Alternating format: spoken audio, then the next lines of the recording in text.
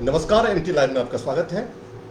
आज हमारे साथ स्टूडियो में खास मेहमान हैं इंजीनियर संतोष यादव। जैसा आपने कैप्शन में देखा कि भेल में BHEL में इंजीनियरिंग की नौकरी छोड़कर राजनीति में ये क्यों कूदे और फिर इन्हें जदयू की राजनीति ही क्यों पसंद आई, इस पर हम चर्चा करेंगे। और फिर जदयू की वर्तमान स्थिति क्या है, या फिर राजनीति, देश की जो राजनीति चल रही है या फिर बिहार की राजनीति चल रही है, वर्तमान हालात कैसे हैं इस राजनीति के, इस पर भी हम ढेर सारी चर्चा करेंगे।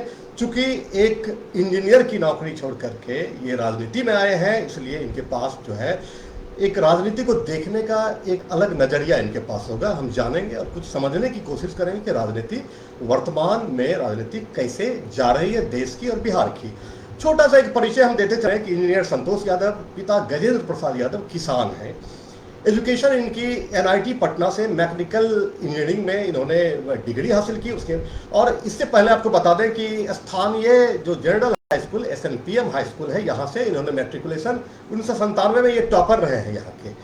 फिर NIT पटना से BTech की डिग्री लेने के बाद वेल BHEL जो महारत्न कंपनी है भारत सरकार की, उसमें इन्होंने नौकरी की 2007 से 17, मतलब 10 साल तक ये नौकरी में रहे।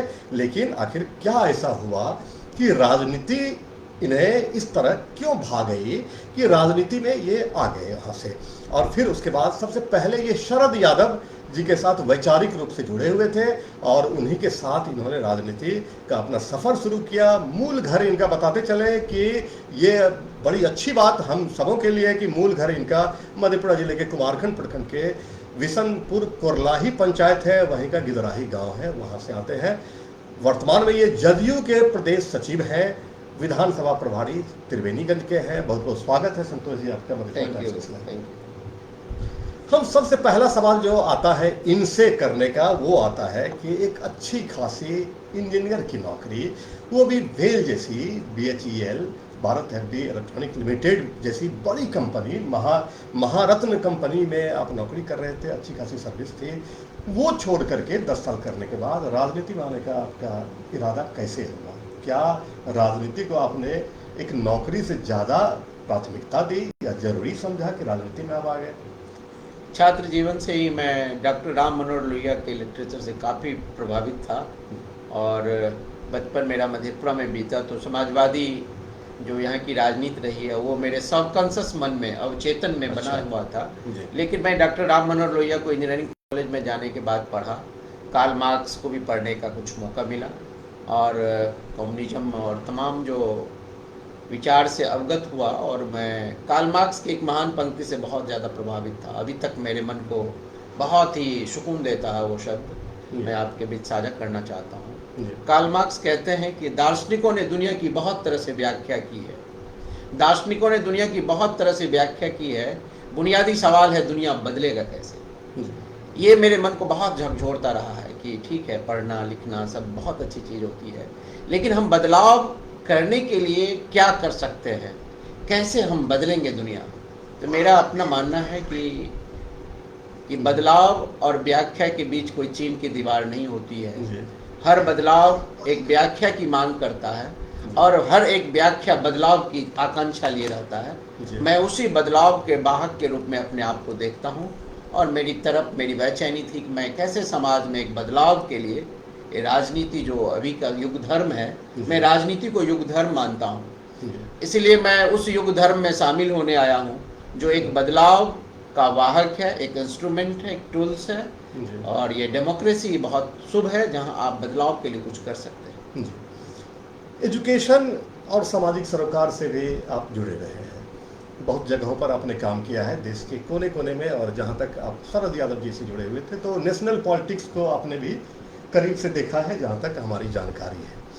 तो ये एजुकेशन और सामाजिक सरोकार का आपका जो सफ़र रहा था, इसके बारे में कुछ जानकारी दें। ये सफ़र आपका कैसा रहा, कहाँ कहाँ आपने, किन किन जगहों पर आपने काम? मैं BHEL ज्वाइन किया था 2007 में, मैं नोएडा में ज्वाइन किया था, वो फिल्म सिटी 16A में BHEL की ऑफिस है। मैं कुछ दिन वहाँ काम करने के बाद चला गया रावत भाटा एटॉमिक पावर प्लांट है, वो कोटा में है, कोटा से 59 किलोमीटर दूर है वो रावत भाटा एटॉमिक पावर प्लांट। जी। तो मैं उसमें वो BHEL ही उसको पूरा बना रही थी, पूरा जी। इंजीनियरिंग BHEL की थी, और उसमें एक रशियन कंपनी भी उसके साथ काम कर रही थी, सब एटॉमिक। तो उसके कोलैबोरेशन में BHEL और मैंने रावत भाटा एटॉमिक पावर प्लांट में काम किया। जी। मैं भटिंडा में एक थर्मल पावर प्लांट है 250 मेगावाट का, तो पंजाब में भी मैंने काम किया। BHEL का ही पूरा मशीन और टेक्नोलॉजी था। मैं उस समय में टरबाइन इरेक्शन में काम किया था, TG जो पावर प्लांट का सेक्शन होता है, टरबाइन इरेक्शन में था। फिर मैं NTPC फरक्का में था, और फिर मैं NTPC बाढ़ में था। उसके बाद मैं फिर मार्केटिंग में आ गया, और मार्केटिंग में मैं टाटा, सेल, DBC और उषा मार्टिन, बिहार झारखंड के जितने बड़े पावर सेक्टर्स हैं जी। उसमें मेरा जुड़ाव रहा। उसके मार्केटिंग सेक्टर में मैंने काम किया BHEL की तरफ से, इंजीनियरिंग और ट्रबल शूटिंग को लेकर। लेकिन मेरे मन को वही मार्क्स की पंक्तियाँ, वो बहुत मेरे मन को आज तक लगता है कि मैं जो महान शब्द से परिचित हुआ हूँ जीवन में, मेरे लिए वेद, पुराण, उपनिषद सब वही है कि मैं कैसे मतलब व्याख्या को बदलाव में बदल सकता हूँ एक साकार रूप में। इसीलिए मुझे लगा कि राजनीति इस समय का युग धर्म है। इस युग धर्म के माध्यम से अपने विचार और सोच को हम जमीन पर उतार सकते हैं। वैसे भी एक बात जो कही जाती है कि राजनीति करना भी जरूरी है। यदि आप राजनीति में प्रवेश नहीं करते, या फिर किसी भी तरीके से अगर आप राजनीति नहीं करते हैं, तो अयोग्य व्यक्ति आप पर शासन करने लगते हैं, ऐसा भी कहा जाता है। तो इसलिए राजनीति हमें लगता है कि आज की ज़रूरत भी है। अब संतोष जी भी यही कह रहे हैं कि राजनीति एक युग धर्म की तरह आज है। हम एक चीज़ जानना चाहेंगे कि अब शुरू में जब राजनीति में आपने प्रवेश किया 2017 के आसपास में, तो आप शरद यादव जी के साथ गहराई से जुड़े थे।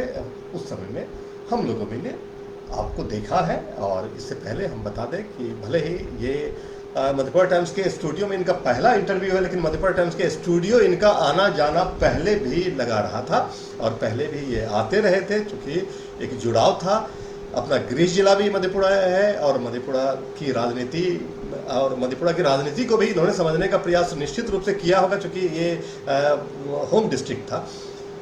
शरद यादव जी समाजवाद की राजनीति के लिए जाने जाते हैं, उनका नाम आता है। शरद यादव जी के साथ में आपका गहरा वैचारिक जुड़ाव भी था। उनके साथ ही आपने शुरुआत भी, हमें लगता है कि उनके साथ आप आगे बढ़ते रहे हैं। अब आप जदयू के साथ क्यों हैं, जबकि जदयू बीजेपी के साथ है, भाजपा के साथ है? तो फिर ये एक अपने आप में एक सवाल उठाता है कि समाजवाद की राजनीति करने वाले शरद यादव के जब आप साथ थे, गहरा विचार, ये गहरा लगाव था उनसे, तो आपने जदयू को क्यों चुन लिया, जो जदयू बीजेपी के साथ आप, जो कि बीजेपी मानी जाती है, शरद यादव जी या फिर वगैरह बाकी लोग भी कहते हैं कि एक जो है ये एंटी, एक दक्षिणपंथी है, और इसका एक अपना एक रूप रंग है बीजेपी का, भाजपा का। ये शरद जी जब तक जीवित थे मैं उनके साथ था। उनके निधन के बाद मैं उनके जो एक लोकतांत्रिक जनता दल पार्टी बनी थी, मैं उनके शुरू से उनके संस्थापकों में था, और मैं उनके राष्ट्रीय कार्यकारिणी का सदस्य था। उनके बहुत महत्वपूर्ण हम साथी थे, सहयोगी थे। मेरा शरद यादव से विचार का लगाव बहुत सबकॉन्शियस मन में तो बचपन से था, क्योंकि वो इसी इलाके में राजनीति करते रहे। 91 के बाद यहीं के हो गए थे, और मैं बाद के दिनों में मेरा गहरा लगाव हुआ जब डॉक्टर राम मनोहर लोहिया को पढ़ा, और मुझे लगा कि शरद यादव उनका मैनिफेस्टेशन है, अभिव्यक्ति है डॉक्टर राम मनोहर लोहिया की। और शरद जी जिन विचारों को लेकर निकले थे, मैं लगता हूँ राजद में बहुत ही उसका कोई मूल्य नहीं था, उसके कोई मायने नहीं थे। ये उसी तरह था जैसे कोहिनूर का पत्थर जिनको पहली बार मिला था, वो खेल रहा था, इधर से उधर फेंक रहा था। तो राजद ने बहुत अपमान किया आदरणीय शरद यादव जैसे महान नेता का, और उनके निधन के बाद बहुत पीड़ा हुई और बहुत दुख हुआ। और उसके बाद मुझे लगा कि राजनीति करनी है तो फिर कहाँ जाना चाहिए। ये जो एक वंशवादी राजनीति है, डायनेस्टी की पॉलिटिक्स है, जहाँ कोई लेना देना नहीं, समाजवाद का एक लवादा है, बस वो शब्द भर है, कह देना समाजवाद, और बस वो लफाजी और बकवास के अलावा कुछ नहीं है।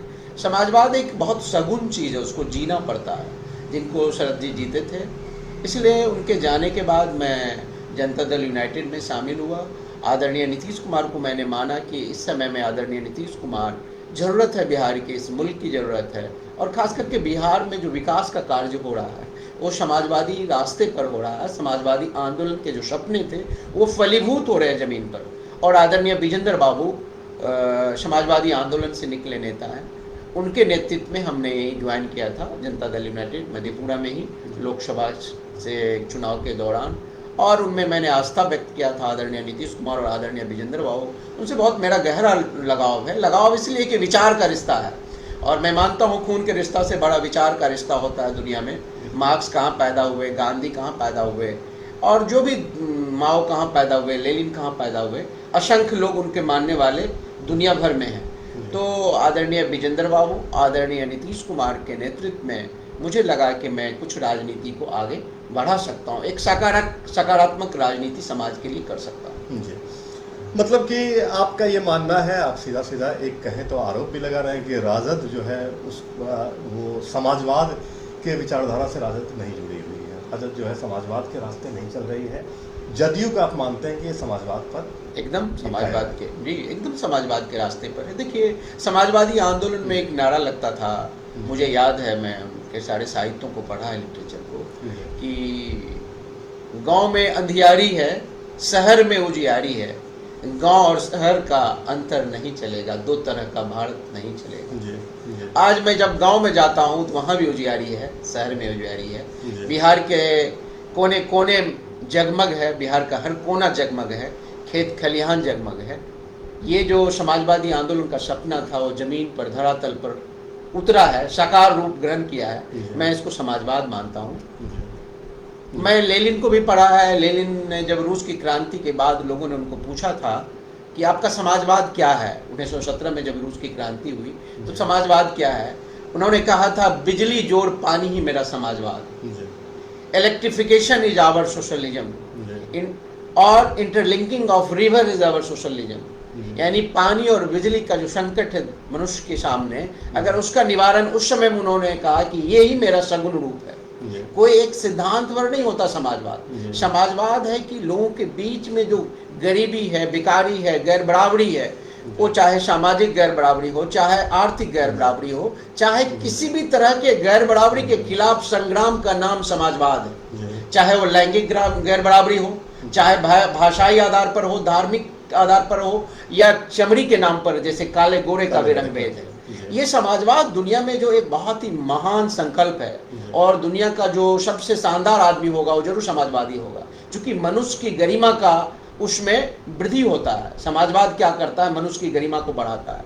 तो आज देखिए आप, नर नारी की जो गैर बराबरी थी बिहार में, आज महिलाओं को, आज लड़कियों को जो पंख लगा है, आज देखिए गांव-गांव में पगडंडियों पर लड़कियां साइकिल चलाते हुए नजर आती है, और वही लड़कियां मैट्रिक कर रही है तो आदरणीय नीतीश कुमार 10,000 रुपया दे रहे हैं, इंटर कर रही है तो 25,000 दे रहे हैं, ग्रेजुएशन कर रहे हैं तो 50,000 दे रहे हैं, और फिर बीपीएससी का पीटी निकाल रहे हैं, और कोई प्राथमिक परीक्षा पास कर रहे हैं तो 1,50,000 दे रहे हैं, यूपीएससी के लिए 1 लाख दे रहे हैं। फिर उसके लिए 35% नौकरी की भी व्यवस्था की है सरकार ने, प्लस पंचायती राज में महिलाओं को 50% का आरक्षण दिया है। ये सब डॉक्टर राम मनोहर लोहिया की जो सप्त क्रांति है, नर नारी समता का, उसी का इसमें झलक। आदरणीय नीतीश कुमार की जो 7 निश्चय है, वो डॉक्टर राम मनोहर लोहिया की सप्त क्रांति की वो झलक है उसमें। तो मैं मानता हूँ जो आदरणीय नीतीश कुमार के नेतृत्व में सरकार चल रही है, जनता दल यूनाइटेड के नेतृत्व में, वो पूरा का पूरा समाजवादी आंदोलन को जमीन पर आज उतार रही है। चाहे किसी भी सेक्टर में आप बात कर लें, शिक्षा के क्षेत्र में आज देखिए आप, मेडिकल की पढ़ाई दुनिया में सबसे सस्ती बिहार में है। 10 रुपये महीने में आप पढ़ाई कर सकते हैं मेडिकल कॉलेज में, इंजीनियरिंग कॉलेज में, पॉलिटेक्निक में 5 रुपये लगते हैं। कहीं दुनिया में संभव नहीं है। डॉक्टर राम मनोहर लोहिया ने उसी समय में कहा था, सिंचाई, दवाई, पढ़ाई फ्री होना चाहिए। ये मनुष्य की जाति का जो सबसे बड़ा लक्ष्य था, सिंचाई यानी जमीन को ताकतवर बनाता है, और पढ़ाई और दवाई मनुष्य को ताकतवर, कैपेबल बनाता है। अगर एक रिक्शा वाला के पास मान ली स्वास्थ्य है तो वो कैपेबल है। मतलब कि एग्रीकल्चर, हेल्थ और एजुकेशन सेक्टर है वो मजबूत हुआ है। तो मैं मानता हूँ होना चाहिए। हाँ, होना चाहिए। ये पूरे मनुष्य जाति का जो सबसे महान विमर्श है, बहुत सारे दुनिया में देखिएगा हेल्थ जो है पूरा का पूरा फ्री है। तो ये मैं मानता हूँ कि ये समाजवादी। तो लेकिन एक चीज जो एक सवाल उठता है कि अगर हम 2020 के, चूंकि 2025 विधानसभा चुनाव आने वाले हैं, और हम 2025 को तब तक विधानसभा चुनाव पर बहस नहीं कर सकते जब तक 20 के परिणाम को ना देखें, उस पर एक चर्चा ना करें, तब तक ये हमें लगता है कि अधूरा होगा 2025 का। 2020 के अगर हम चुनाव के परिणाम को देखते हैं तो फिर जदयू यहाँ तीसरे नंबर की पार्टी रह गई थी। सबसे अधिक लोगों ने आरजेडी को पसंद किया। यहाँ जो आंकड़े बता रहे हैं कि 75 सीट्स पर आरजेडी थी, बीजेपी 74 पर और जदयू ओनली 43। और जहाँ तक सीट का जो लॉस हुआ था, चेंज हुआ था, वो भी 28 सीट जदयू की खिसक गई थी, जदयू के हाथ से। तो आखिर क्या आपको लग रहा है कि नीतीश जी की लोकप्रियता जो है, जो शुरू के समय में थी, पहले कार्यकाल में थे, वो दूसरे और फिर तीसरे में क्या उनकी लोकप्रियता घट रही है? ये आंकड़े क्या बता रहे हैं? नहीं, देखिए, लोकतंत्र में आपको जनता का निर्णय स्वीकार करना होता है। उनका जो निर्णय होता है वो अंतिम होता है। 2020 के बाद 2024 का भी चुनाव हुआ, आप इनको भी देखें। 2024 में आप देखिए, जनता दल यूनाइटेड और पूरा गठबंधन मिलकर आज बिहार में लगभग 178-79 सीट पर उनका लीड है विधानसभा बार। और जो महागठबंधन है राष्ट्रीय जनता दल, मात्र 64 सीट पर उनको लीड दी है जनता लोकसभा के। इसी इलाके में आप देख लीजिए, लोकसभा के दोनों सीट में प्रचंड बहुमत से जनता ने जिताया। कोसी में, सुपौल और मधेपुरा में 1,75,000 से आदरणीय दिनेश चंद्र यादव की जीत हुई। और सुपौल में आदरणीय दिलेश्वर कामत जो संसदीय दल के नेता हैं, उन्होंने 1,74,000 से लीड लिया है। तो जनता का जो मोहर है, अभी एक साल पहले 179 विधानसभा पूरा बिहार भर में, पूरे महागठबंधन, पूरा जो हमारा अलायंस है जनता दल यूनाइटेड का, उसको लीड है। तो मैं मानता हूं जनता ने फिर से नीतीश कुमार के जो पर मुहर लगाई है, उनके काम पर विश्वास कर रही है और बहुत गहरा यकीन कर रही है। मैं गांव में घूम रहा हूं, बहुत सारे इलाकों में जा रहा हूं, मैं देख रहा हूं कि लोगों की आंखों में चमक है नीतीश कुमार के डेवलपमेंट को लेकर। आज आप किसी भी सेक्टर को देख लीजिए, अभी पेंशन, सामाजिक पेंशन देखिए, वृद्धा पेंशन, विधवा पेंशन और दिव्यांगजन के लिए 400 रुपया था, अभी 1100 रुपया हो गया। रात्रि प्रहरी को 500 रुपया में 5000 मिलता था, अभी 10,000 रुपया हो गया। फिजिकल टीचर को 8,000 था, 16,000 रुपया हो गया।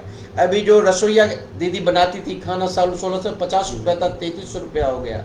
मैं ये मानता हूँ, प्लस 125 यूनिट बिजली अभी फ्री हो गया, यानी 0 बिल आपको होगा गांव में। तो जो सामाजिक सरोकार से जुड़ा हुआ चीज़ है, गांव गरीब से जुड़ा हुआ चीज़ है, तमाम आज जमीन पर उतरा है और लोग बहुत गहरा यकीन करते हैं। नीतीश कुमार जब कुछ कहते हैं तो उनको लगता है ये धरती पर उतरेगा। ये बड़ा सवाल होता है, ये शाख का सवाल है। और जो लोग बकवास कर रहे हैं, उनका शाख का संकट। नहीं, एक चीज़ है कि विकास के तो बहुत सारे पॉइंट्स आपने गिना दिए, लेकिन 125 यूनिट बिजली की बात जहां आप कह रहे हैं, वहां पर एक चीज़ जो नज़र आ रही है, लोग आरोप भी लगा रहे हैं कि बिजली अब कम रहने लगी है। दूसरा, एक जो सबसे बड़ा मुद्दा जो हाल के दिनों में जो हमें लगता है कि जनमानस के पर जो प्रभाव डाल रहा है, वो माना जा रहा है, जो कि अपराध जो है पहले की तुलना में बढ़ रहे हैं। इस कार्यकाल में अपराध चरम पर है। हॉस्पिटल में घुस करके गोली मार दी जाती है सरेआम, कोई सुरक्षा नहीं है, जगह जगह जो है लूट खसोट या बाकी चीज़ भी हो रही है। और देखिए, हमें लगता है कि पहली जो टिप्पणी अभी जो आई हुई है, वो टिप्पणी भी इसी से संबंधित है। और एक टिप्पणी है, ये बबलू यादव टिप्पणी कर रहे हैं, नीतीश बीजेपी गठबंधन मतलब शिक्षा का हालत बद से बदतर। ये बबलू यादव की टिप्पणी है। स्वास्थ्य का हालत बद से बदतर, बिहार में गुंडा राज, माफिया राज, अपराधियों का राज, शराब माफियाओं का राज, स्मैक, ड्रग्स, गांजा माफियाओं का राज चल रहा है, इनकी ये टिप्पणी है। तो ये जो अपराध नियंत्रण में हमें लगता है कहीं न कहीं वो कमी नजर आ रही है। अपराधी, ठीक है, अपराधी पकड़े भी जा रहे हैं, ये अलग बात है, लेकिन और फिर जो एक आंकड़े जो आप लोग प्रस्तुत करते हैं, सीआरबी के आंकड़े हैं, तो उन आंकड़ों पर भी संदेह होता है, क्योंकि एक वातावरण में एक दूसरा एक अपराध का दहशत, कहीं ये लूट हो रहे हैं, कहीं चेन छीने जा रहे हैं वगैरह वगैरह। तो इस पर नियंत्रण के लिए क्या आपको लग रहा है कि सही में अपराध बढ़ रहे हैं? क्या नियंत्रण जरूरी है या फिर अपराध नहीं बढ़ रहे हैं? आप मतलब जदयू के प्रदेश सचिव होने के नाते आप क्या मान रहे हैं? राकेश जी, आपका मैं पहला सवाल का जवाब दे दूं। आपने पूछा कि बिजली के बारे में। बिजली 2005 में रिकॉर्ड का चीज़ है, इसको कोई मैनिपुलेट नहीं कर सकता है। 2005 में बिहार में 500 से 700 मेगावाट का पूरे बिहार में खपत था। 700 मेगावाट का पूरा खपत था, जिसमें 200 मेगावाट में से कुछ रेलवे को देना पड़ता था और कुछ नेपाल को, बिहार सरकार को देना पड़ता था। यानी बिहार में पूरा 500 मेगावाट का कंजम्पशन था।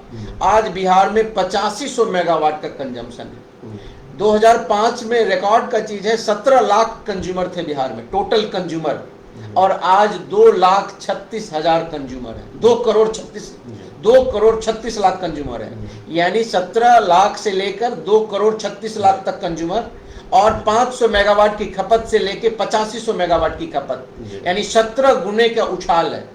और आज बिहार का 100% गांव इलेक्ट्रिफाइड है, 100% घर इलेक्ट्रिफाइड है। ये बड़ी सरकार की उपलब्धि है।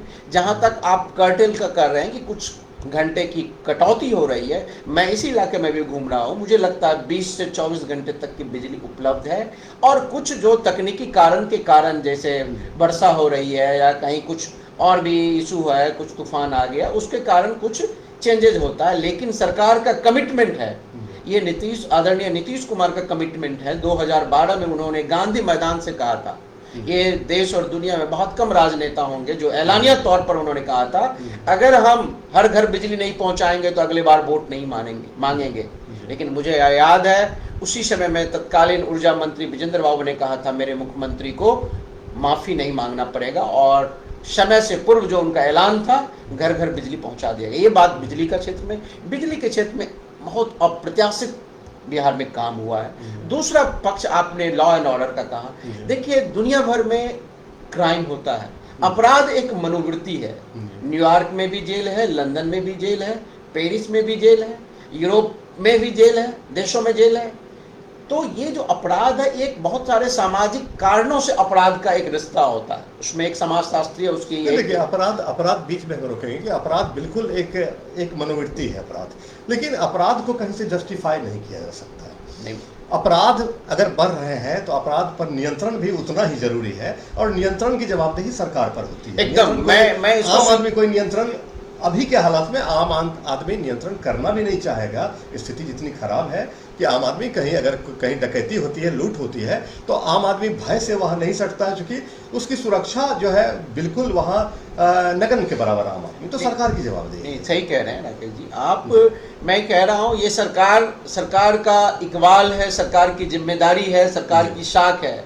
मैं कहता हूं अपराध होता है समाज में, अपराध होता है दुनिया भर में, लेकिन अपराधियों को कटघरे में खड़ा किया जाता है और उसको कानून के दायरे में ला करके सजा दिलाया जाता है। आज अपराध बहुत सारे हुए हैं, लेकिन उसका उद्भेदन हुआ है, उनके जड़ तक पहुंची है पुलिस और उसको सजा दिला गया है। इसी बिहार में 2005 के बाद आप देखेंगे लगभग 65,000 अपराधियों को स्पीडी ट्रायल के माध्यम से आदरणीय नीतीश कुमार ने जेल के सलाखों के अंदर भेजा है। बड़े बड़े सुरमा लोग आजीवन कारावास से निकले हैं, अब सब जानते हैं बिहार में असंख्य लोग हैं।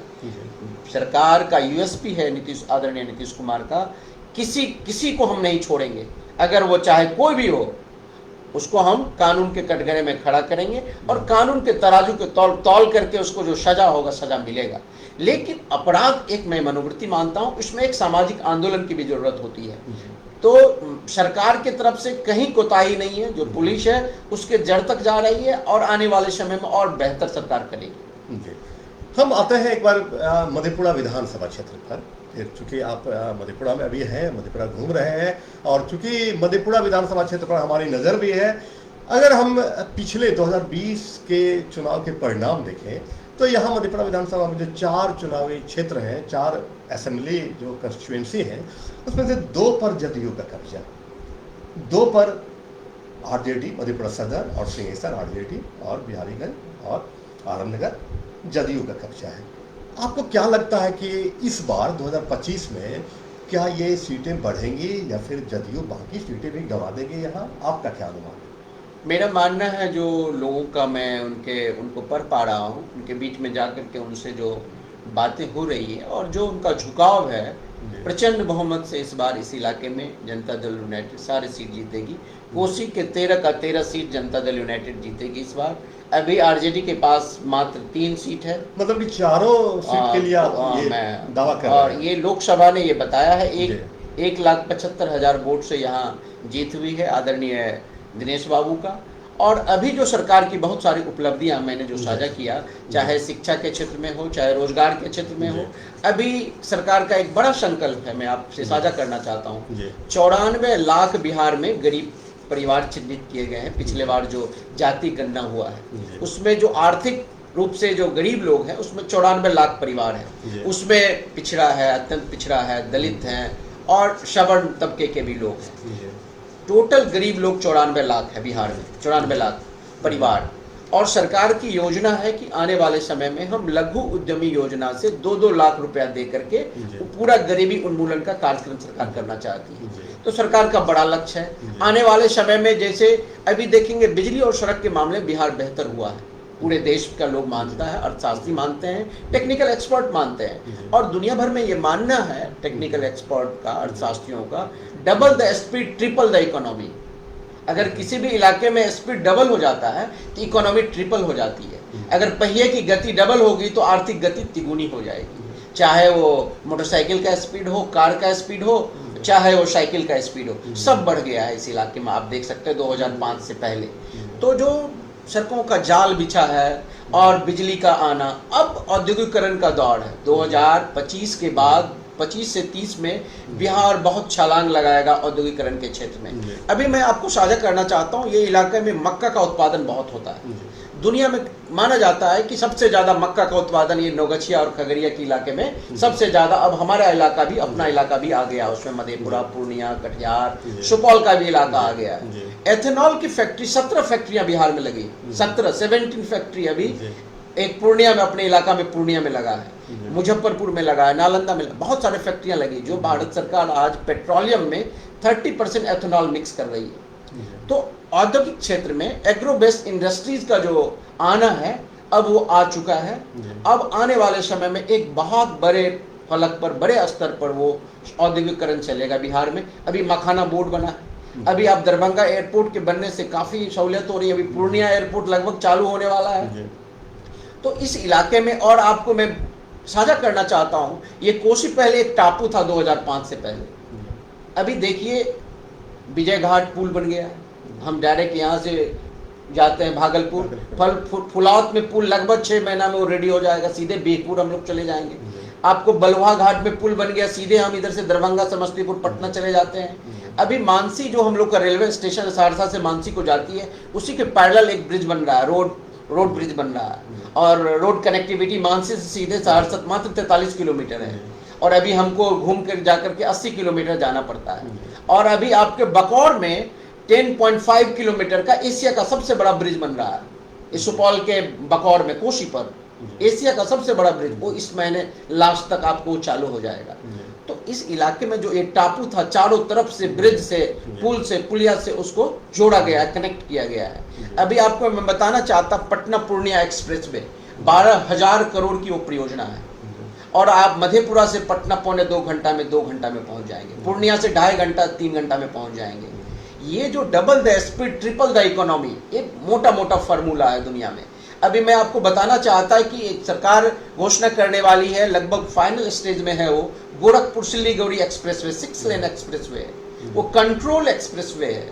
और इस इलाके में इंफ्रास्ट्रक्चर के क्षेत्र में, अभी रेलवे के क्षेत्र में आप देखिए त्रिवेणीगंज तो रेलगाड़ी चली है, सुपौल से पिपरा, पिपरा से त्रिवेणीगंज, और वो अभी जदिया होके, अररिया होके सीधे वो गलगलिया होके गुवाहाटी जाएगी। वो डिफेंस लाइन आदरणीय विजेंद्र बाबू के सहयोग से, आदरणीय नीतीश कुमार के सहयोग से, आदरणीय मोदी जी के सहयोग से, प्रधानमंत्री, वो डिफेंस लाइन उसको डिक्लेयर किया गया है। तो इस इलाके में नई रेल परियोजना वो बन रही है। तो रोड, रेल, ब्रिजेज, और जो हमारा एग्रो वेस्ट इंडस्ट्रीज का सपना है, अभी देखिए औद्योगिक लैंड जो है लगभग 500 एकड़ एक्वायर हुआ सुपौल में, 4-5 दिन पहले कैबिनेट का निर्णय। हमारे कलाशन में, आपको आलमनगर के क्षेत्र में जाएंगे, बहुत सारा 200 एकड़ जो इंडस्ट्रियल लैंड है वहाँ पर। तो सरकार और एक संकल्प और सपनों के साथ आगे बढ़ना चाहती है। आदरणीय नीतीश कुमार का जो एक ब्लूप्रिंट है, उस ब्लूप्रिंट में बिहार जरूर विकसित होगा, मेरा ऐसा मानना है। और खास करके कोसी हमारा बहुत अभिशप्त रहा है, कोसी से हम लोग अभिशप्त रहे हैं, कोसी की मार शोरो बिहार था। आने वाले समय में जो हमारा रोड, रेल, ब्रिजेज और इलेक्ट्रिसिटी, ये सब मिल करके हमको एक विकास की तरफ मोड़ रहा है, और हम एक विकसित इलाका और विकसित प्रदेश जरूर बनेंगे, ऐसा मानना है। एक उद्योग की बात आई, उद्योग धंधों की बात आई। हमारे एक पाठक आशीष रंजन ने सवाल किया है कि बिहार सरकार ने कोसी क्षेत्र में कितनी बड़ी उद्योग इकाई स्थापित किया विगत 20 वर्षों में। 20 वर्षों में बिहार सरकार ने कोसी क्षेत्र में कितनी बड़ी उद्योग इकाई स्थापित किया है।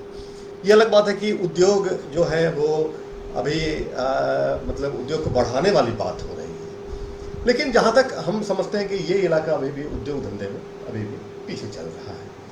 नहीं, वो आप ठीक कर रहे हैं। देखिए, कोई चीज़ का एक स्टैंडर्ड होता है। मैं कहा ना, रोड और बिजली जहाँ जाएगी वहीं उद्योग जाएगा।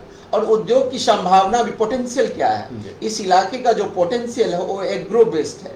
हमारे यहाँ दूध है, हमारे यहाँ मक्का है, मखाना है, जो हमारा पोटेंशियल है उसी को तो आप हार्नेस कर सकते हैं। और उद्योग तभी आता है इस इलाके में जब सड़क और बिजली आती है। अब सड़क और बिजली से मैं इतना जो आपको बता रहा था वो जुड़ गया है। अब आपके इलाके में एथेनॉल की फैक्ट्री यहाँ लगी है। अब मैं सुपौल डेयरी का बात करना चाहता हूँ, आप सब उसके गवाह हैं, मुझे पता है। उसके जीएम एक दिन बता रहे थे वहाँ से सिक्किम तक दूध दही जाता है, पेड़ा जाता है।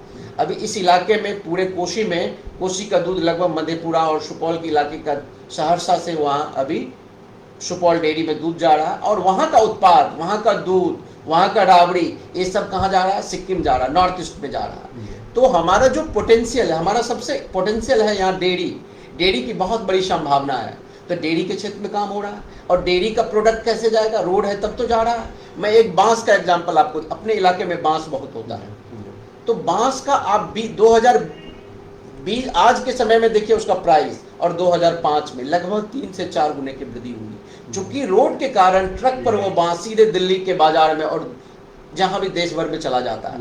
तो आपका जो उत्पाद है उसको जब सड़क मिलेगा, रेल मिलेगा, रोड मिलेगा, तो आपके इलाके का विकास होगा। अर्थशास्त्री का ऐसा मानना एक जो मुद्दा, एक बड़ा गंभीर मुद्दा हमेशा से चलता आ रहा है, लोग उठाते हैं जब सीजन आता है, खेती का सीजन आता है और फिर कटनी का जब सीजन आता है, तो जब रेलवे स्टेशनों पर हम भी जाते हैं या कोई जाते हैं तो एक भारी भीड़ वहाँ ट्रेनों से, अभी भी दिल्ली पंजाब, ये पलायन का जो मुद्दा है, ये पलायन थमता हुआ नहीं दिख रहा है। और सरकार इस पलायन को रोकने के लिए अगर कोई काम कर रही है तो वो काम जो है वो कहीं से फलीभूत होता हुआ नहीं दिख रहा है। इस पलायन को रोकने के लिए जदयू सरकार क्या कर रही है? नहीं, आपने अच्छा सवाल किया। मैंने अभी लघु उद्यमी योजना का बात किया, सरकार का संकल्प है। पिछले दिन जो 94 लाख परिवार, देखिए मैं मानता हूँ ये जो कोसी का इलाका है, ये भारत में अभी जो 7 सबसे गरीब जिला है, 8, वो अपना ही इलाका है। 1 नंबर पर गरीब में पूर्णिया है, भारत सरकार का रिपोर्ट है।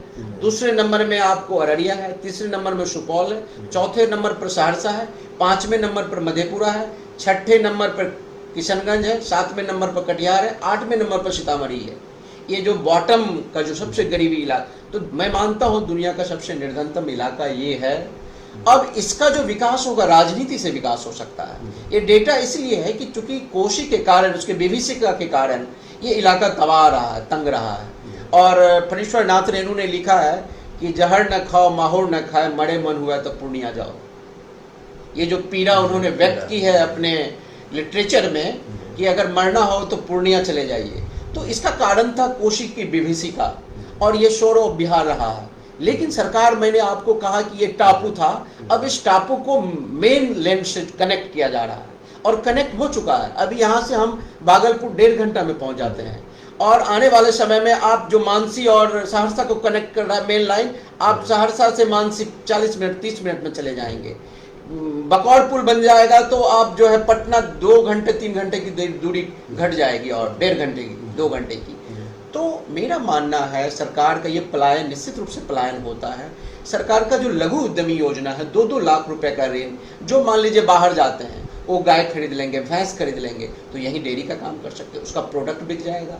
मान लीजिए वो कोई बढ़ई का काम कर सकता है, कोई सैलून का दुकान कर सकता है, कोई छोटे छोटे कारोबार, वेल्डिंग मशीन लगा सकता है। चूंकि बिजली आ गई, आप चौक चौराहे पर हम लोग घूमते हैं, अब देखते हैं कि वहाँ विकास हो रहा है, चूंकि बिजली का कनेक्शन है, वो छोटे छोटे धंधे कर पा रहे हैं।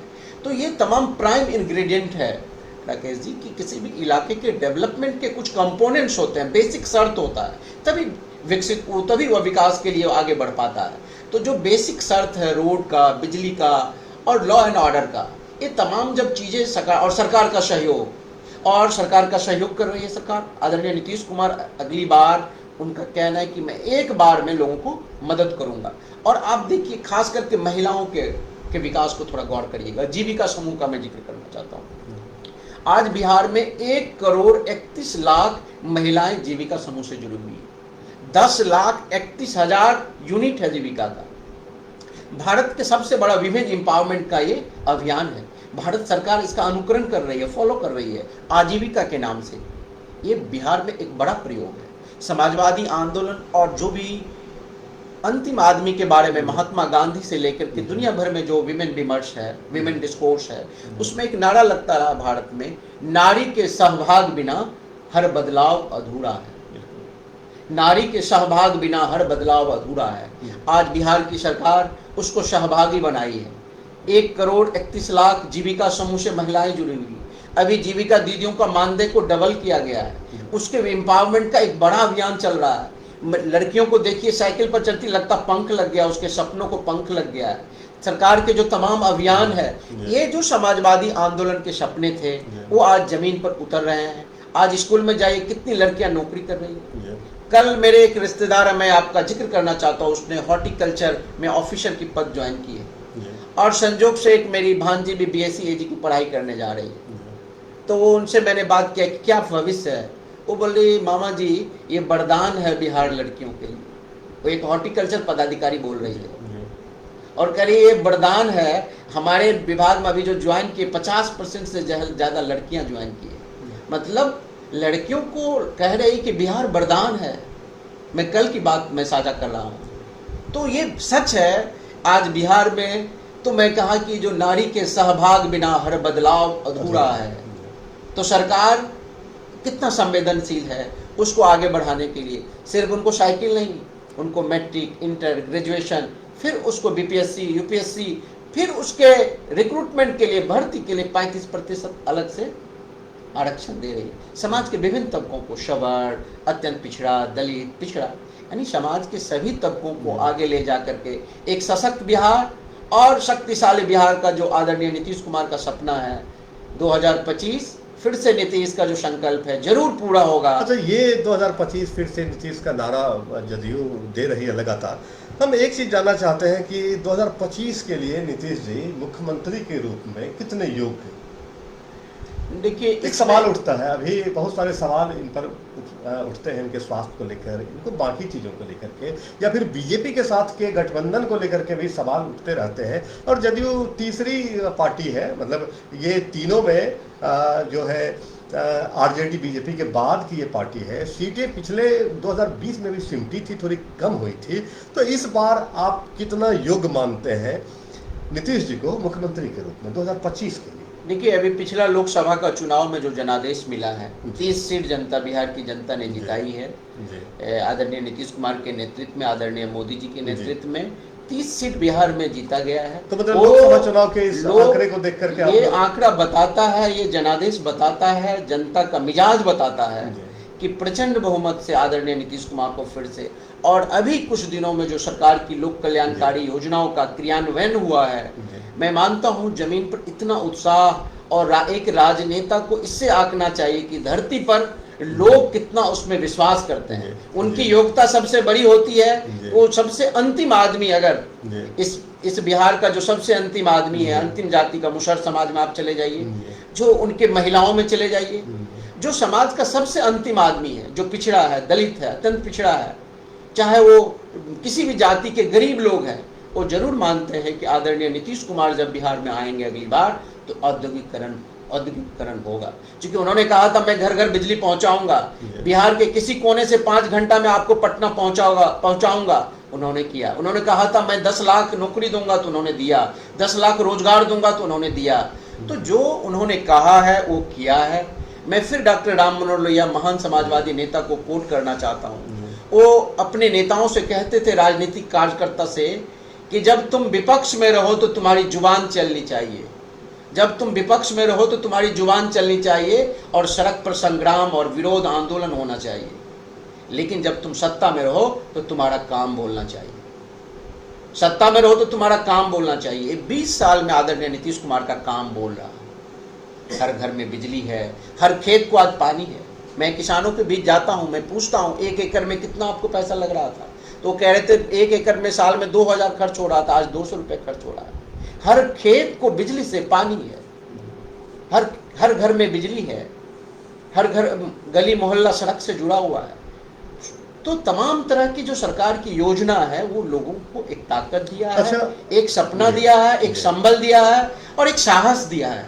ये साहस, संबल, सपना आदरणीय नीतीश कुमार को फिर से प्रचंड बहुमत में तब्दील करेगी, मैं मानता हूं। मतलब कि आप ये मानते हैं कि प्रचंड बहुमत 2025 में जेडीयू को मिलने जा रही है, मतलब कि नीतीश कुमार जी फिर से मुख्यमंत्री के पद पर काबिज होने जा रहे हैं।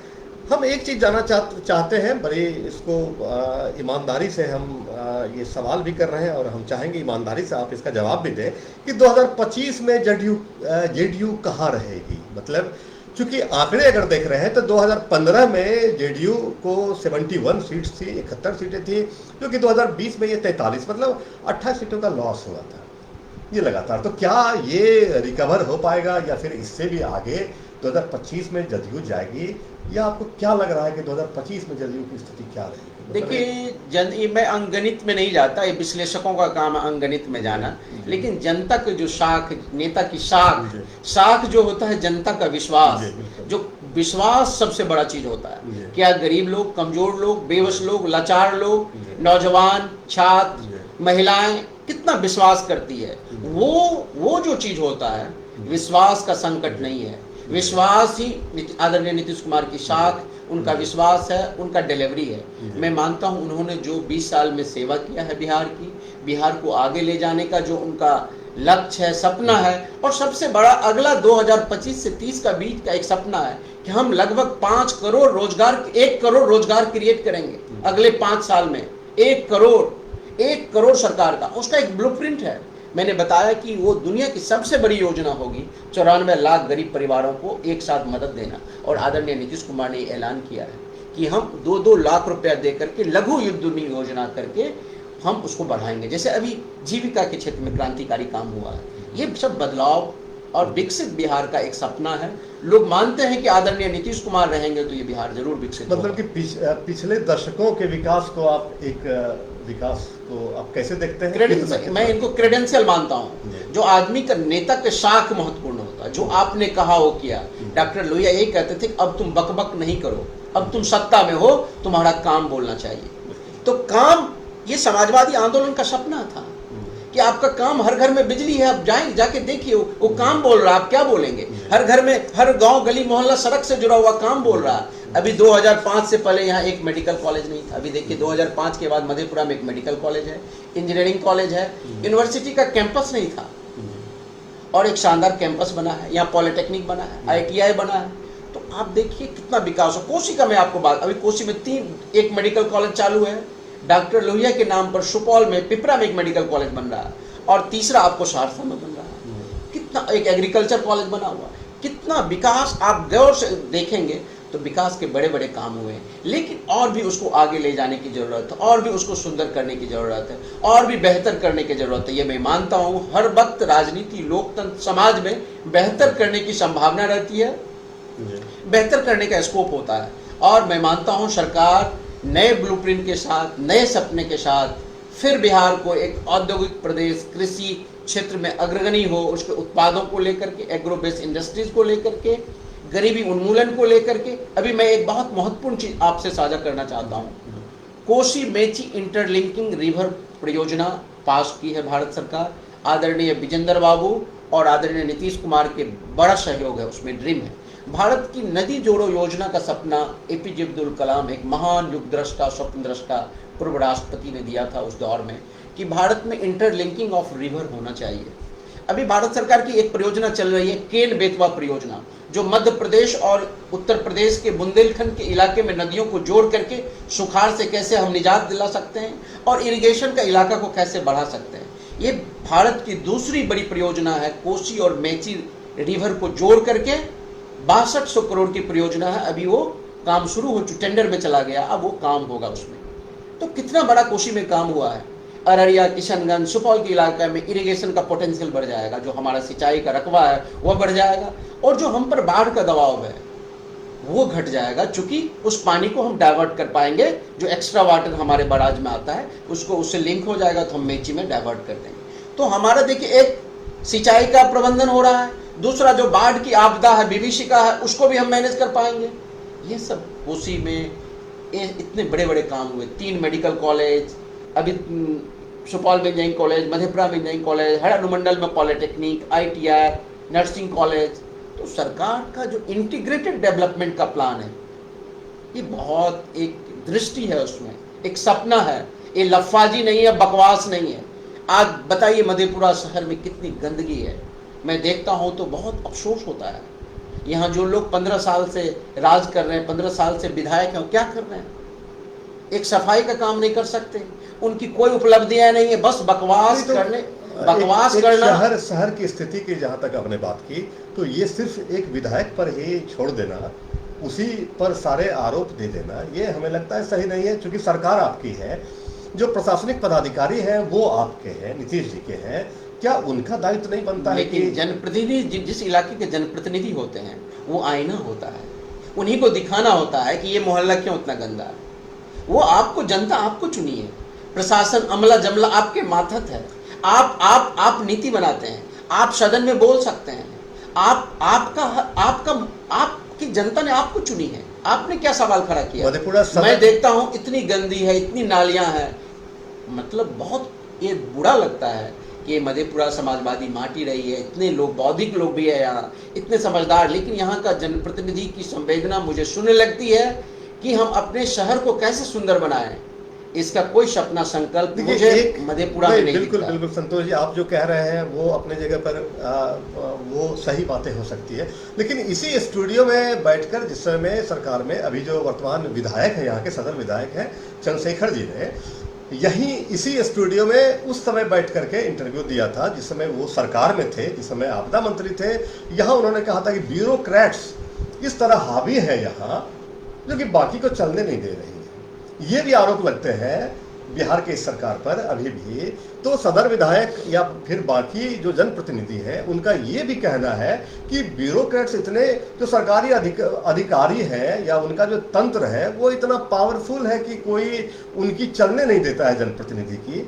तो ये भी एक विषय जो है, एक बहस का विषय आता है। इसमें मेरा मानना है कि ये ऐसी बात नहीं है, लोकतंत्र में जनता का जो चुना हुआ प्रतिनिधि होता है वो बड़ा होता है, उनके माथत होती है पूरी व्यवस्था।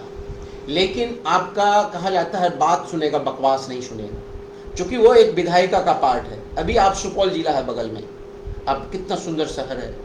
आदरणीय विजेंद्र बाबू जब प्रतिपक्ष में थे तब भी वहाँ 15 साल लालू जी की सरकार थी, तब भी वहाँ की सड़कें, नाला और सब चीज, ये एक सफाई में सफाई के पहला स्थान मिला है। क्या हम इसका अनुकरण नहीं कर सकते? मधेपुरा बहुत पीछे है, बहुत पीछे है। मैं अभी आया, बहुत मैं अपनी पीड़ा व्यक्त कर रहा हूँ, नहीं अच्छा लग रहा है।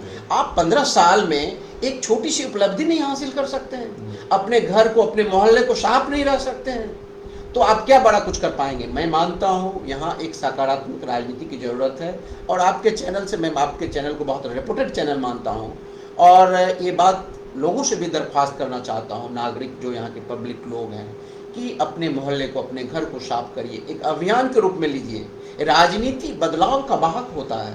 महात्मा गांधी अपने से जाके साफ सफाई करते थे। तो ये मधेपुरा जैसे समाजवादी माटी में सिर्फ बकवास करना लोगों का काम है। बकवास से समाज नहीं बदलता। समाज के लिए एक दृष्टि चाहिए, सृजन चाहिए, संकल्प चाहिए, ईमान चाहिए, और जब ईमान सृजन, तब सृजन हो पाएगा। बकवास करने की लोगों की आदत हो गई है, उस बकवास से बचना चाहिए। वही डॉक्टर राम मनोहर लोहिया की सीख थी, जब तुम सत्ता में रहो तो तुम्हारा काम बोलना चाहिए। अब 15 साल से आप विधायक हैं, आपका काम बोलना चाहिए।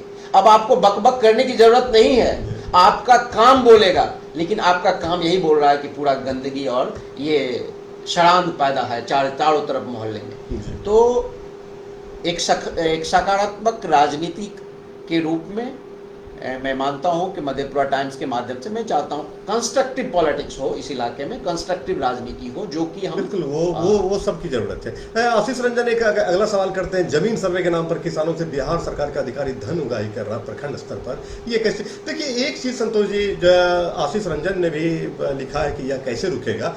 एक चीज जो हमें लगता है कि बहुत सारे लोगों का कहना है, आरोप है कि प्रखंडों में या फिर बाकी जगह सरकारी कार्यालयों में जो रिश्वतखोरी का आलम है, या फिर काम जो है उस तरह एक परेशानी होती है आम लोगों को, इस सरकार में भी ये ढेर सारे लोगों का अपना अनुभव है। वो लोग अक्सर कहते हैं, हमसे भी कहते हैं या फिर बाकी प्लेटफॉर्म पर भी वो जाकर के कहते हैं।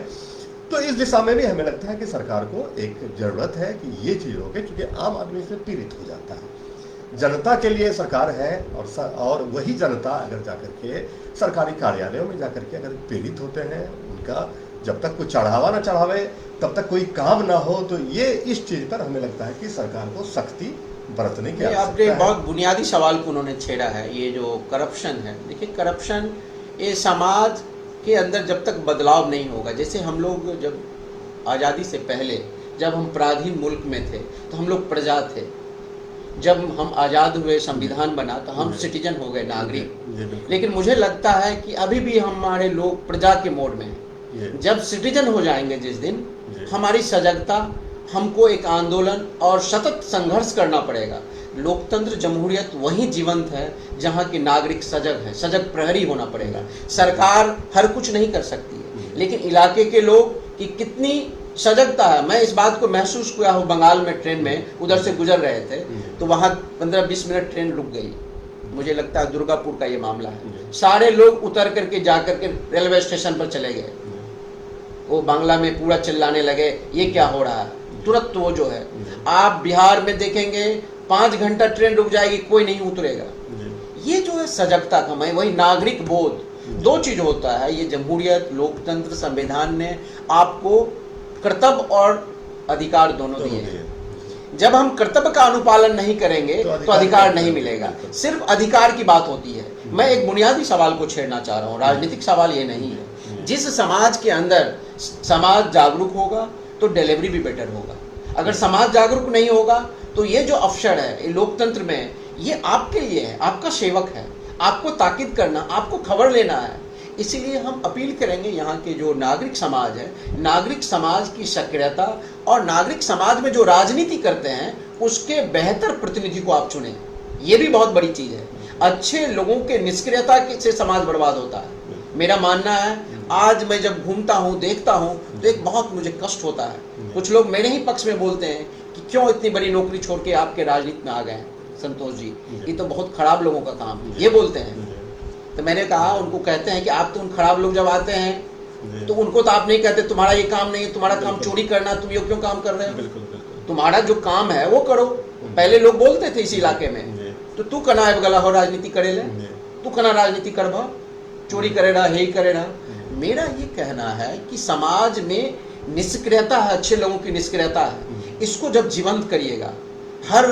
हर जगह पहरा पुलिस नहीं हो सकता, हर ऑफिस में। ये समाज, यूरोप का समाज कैसे विकसित हुआ है? चाहे आप अमेरिका में देखिए, दास प्रथा जो अब्राहम लिंकन ने खत्म की। तो हमारा डेमोक्रेसी नया है, मैं मानता हूँ। आदरणीय नीतीश कुमार ने अभी बहुत सारे ऐसे सर्विसेज लाया है कि 1 सप्ताह के अंदर, 15 दिन के अंदर आपको जाति, आवास, आय बना के देना है। बहुत तरह के सरकार प्रयास कर रही है, लेकिन नागरिक का जो कर्तव्य है, नागरिक का जो अधिकार है, वो सब भी करने की जरूरत है, उसको आगे लाने की जरूरत है और सामाजिक जागरूकता की ज़्यादा जरूरत है। मैं मानता हूँ, मधेपुरा टाइम्स से मैं अपील करता हूँ कि जो नागरिक बोध है, जो सिटीजन का भाव है, अब हम प्रजा नहीं हैं, अब एक बहुत जमहूरियत में बंदे तौले नहीं गिने जाते हैं। यहाँ एक राष्ट्रपति का वोट और एक मेहतर का वोट बराबर है, एक राष्ट्रपति का वोट एक पियोन का वोट बराबर है, रिक्शा चालक का वोट बराबर है। आपको जो इतना बड़ा अधिकार मिला, उस अधिकार का दुरुपयोग हो रहा है। आप गलत जनप्रतिनिधि चुनेंगे। आज आप देखेंगे, मैं सुनता हूं कि लोग जाके नेपाल में प्रमुख बन रहे हैं, जिला परिषद बन रहे हैं। ये कहां से हो रहा है, क्यों हो रहा है? लेकिन अब देखिए, इस बार जो सरकार लाई कि मेयर का चुनाव जो हो रहा है डायरेक्ट इलेक्शन से हो रहा है, ये सब बंद हो रहा है, या नगर परिषद का। तो एक प्रजातंत्र जब आया है तो प्रजातंत्र के शुद्धिकरण का भी कुछ उपाय है। ऐसा नहीं कि आपके लिए वो आइडियल चीज हो जाएगा, आप उसके कंपोनेंट हैं, आप उसके स्टेक होल्डर हैं। सिटीजन जो है उसका स्टेक होल्डर है, आपके पर ही टिका हुआ प्रजातंत्र की खूबसूरती और बदसूरती। अगर अच्छे प्रतिनिधि चुनेंगे तो अच्छा होगा, और आप गलत चुनेंगे तो गलत होगा। ये परंपरा कायम करने, परंपरा डालने की चीज़ है। मैं मानता हूँ, मधेपुरा टाइम्स को मैं बहुत दिन से देखता रहा हूँ। मैं एनटीपीसी फरक्का में था, उस दौर से मैं इंटरनेट के जरिए ऑफिस में खोल के देखता था मधेपुरा में क्या हो रहा है कोटा से। तो अच्छा लगता है। मैं अपील करता हूँ कि एक नागरिक बोध पैदा हो, सिर्फ मधेपुरा में नहीं, देश में, इस मुल्क में जहाँ भी जमहूरियत प्राणवान हो पाया है, जनतंत्र जीवंत हो पाया है, वहाँ के नागरिक बोध से ही हुआ है। सत्ता और ये तमाम जो मुलाजिम देख रहे हैं वो मुलाजिम है, वो राजा रजवाड़े के दरबार में भी थे, लोकतंत्र में भी है। हाँ। लोगों की जागरूकता जरूरी है। हाँ। और फिर जनता जब जगेगी तभी वो प्राणवान हो पाएगा, वो जीवंत होगा। आपका नागरिक बोध ये दिलाता है। मैं एक डॉक्टर राम मनोहर लोहिया का एक वाक्य शेयर करना चाहता हूँ आज मधेपुरा टाइम्स के माध्यम से। जब 1964 में वो अमेरिका में गए हुए थे तो एक होटल में लिखा हुआ था कि ब्लैक और dogs are not allowed. Doctor Ram Manohar Lohia civil नाफरमानी में बहुत विश्वास करते थे। उन्होंने देखा नहीं अमेरिका का तोड़ के घुस गया, मतलब खोल के घुस गए और उनको अरेस्ट किया गया। 1964 की बात है और पूरे अमेरिका में हंगामा मच गया कि एक समाजवादी नेता को अरेस्ट किया गया। वहां कानून बदला, माफी मांगे वहां के राजनेता। तो एक उनके दखल से, उनके उस सिविल नाफरमानी आंदोलन से, उनके प्रतिरोध से पूरे अमेरिका में जो ये परंपरा थी वहीं पर मार्टिन लूथर किंग हुए। यही महात्मा गांधी को फर्स्ट क्लास में जब वो बैठे थे दक्षिण अफ्रीका के ट्रेन में, उनको फेंक दिया गया था, फेंक दिया था स्टेशन पर। और वही गांधी वही संकल्प लेते हैं, आज तुम्हें ट्रेन से फेंक रहे हो, मैं तुम्हें देश से फेंक दूंगा। You are throwing me from train, I will throw from your nation. ये जो संकल्प है, सपना है, इस मुल्क को आजाद किया है। आप हम सब जो कर रहे हैं, समाज कैसे सुंदर होगा अगर हर नागरिक, हर लोग ये सपना ले ले, मुझे सही लोगों को चुनना है, सही सरकार बनानी है, तो समाज सुंदर बनने से नहीं रुकेगा। ये दुनिया में हुआ है, यूरोप में हुआ, अमेरिका में हुआ है। आज बिहार में भी जो नीतीश जी पर यकीन कर रहे हैं, महिलाओं का यकीन है, उससे उत्तरोत्तर उसमें वृद्धि हो रही है। तो ये सब चीज है, कर्तव्य और अधिकार। जी जी, दोनों साथ साथ चलने चाहिए। हमें लगता है कि जब तक हम ये अधिकार की मांग हमें तब ही करनी चाहिए जब हम कर्तव्य कर रहे हैं। कर्तव्य जरूरी है, तभी अधिकार की ढेर सारी बातें। और एक जागरूक जनता को जागरूक करने की बात कह रहे हैं। हमारे साथ इंजीनियर संतोष यादव है, कहते हैं कि अच्छे जनप्रतिनिधि को चुने ताकि हमारा जो बिहार बदले, हमारा समाज बदले, हमारा क्षेत्र बदले और पूरी ये। और हम आपको एक बार फिर से बता दें कि हमारे साथ जो है एक शॉर्ट में फिर से हम बताते चले, जो दर्शक देर से जुड़े इस लाइव में, उनके लिए हम बता दें कि हमारे साथ हैं इंजीनियर संतोष यादव, जो भेल में इंजीनियर की नौकरी छोड़कर राजनीति में आए हैं। और फिर इनके बारे में थोड़ा सा और हम ये बता दें, फिर से दोबारा बता दें कि पिता गजेंद्र प्रसाद यादव किसान हैं और इनका मूल घर जो है कुमारखंड पंचायत के कुमारखंड प्रखंड के बिशनपुर कोरलाही पंचायत के गिदराही गांव में इनका घर है। और एजुकेशन इन्होंने NIT पटना से ली थी, मैकेनिकल इंजीनियरिंग की डिग्री हासिल की। 1997 में ये जनरल हाई स्कूल से यहाँ से मैट्रिकुलेशन किया था और ये यहाँ के टॉपर थे। भेल में 10 साल, जो महारत्न कंपनी है, 10 साल की इन्होंने सर्विस की थी, 2007 से 2017 तक। शरद यादव से प्रभावित हुए थे उस समय में और शरद यादव के साथ इन्होंने काफ़ी वक्त गुजारा, उनके साथ राजनीति में आए और फिर राजनीति में लगातार आगे बढ़ते ही चले गए। वर्तमान में जदयू के प्रदेश सचिव हैं, विधानसभा प्रभारी भी है त्रिवेणीगंज के। सरकार की उपलब्धियों की चर्चा कर रहे थे और फिर हमने भी जो कमियां जो आम लोगों को जो दिखती है जिन जिन क्षेत्रों पर, उस पर भी इनसे कई सवाल किए। इनका बहुत बहुत शुक्रिया। और अंत में विदा लेने से पहले हम संतोष जी से कहेंगे, अगर आप मधेपुरा टाइम्स के माध्यम से यहाँ के लोगों को कुछ अगर संदेश आप देना चाहते हैं तो वो संदेश आप। मधेपुरा टाइम्स को मैं बहुत दिन से फॉलो कर रहा हूँ। मैं आज सुखद संयोग है कि मैं राकेश जी से, एक मैं प्रतिबद्ध नागरिक मैं मानता हूँ, बहुत संवेदनशील पत्रकारिता आप करते हैं। और मैं मैथिली शरण गुप्त की कुछ पंक्तियाँ मैं आपसे साझा करना चाहता। मैं मधेपुरा का आदर्श बताने आया, जन सम्मुख धन को तुच्छ जताने आया, संदेश नहीं स्वर्ग का लाया, आज मधेपुरा को ही स्वर्ग बनाने आया। मेरा सपना है कि कैसे ये इलाका एक सुंदर हो और कैसे यहाँ एक सुंदर समाज बने। विज्ञान, ज्ञान, सोच, संस्कृति, कला, साहित्य के क्षेत्र में हमारा इलाका आगे बढ़े। जो कोसी की विभीषिका झेला ये इलाका है, यहाँ एक सुंदर समाज का सपना कैसे पूरा हो और तमाम लोगों से मिलकर एक सुंदर समाज बनाने का प्रयास हो। मैं ऐसे ही सकारात्मक राजनीति के माध्यम से अपील करता हूँ। Thank you.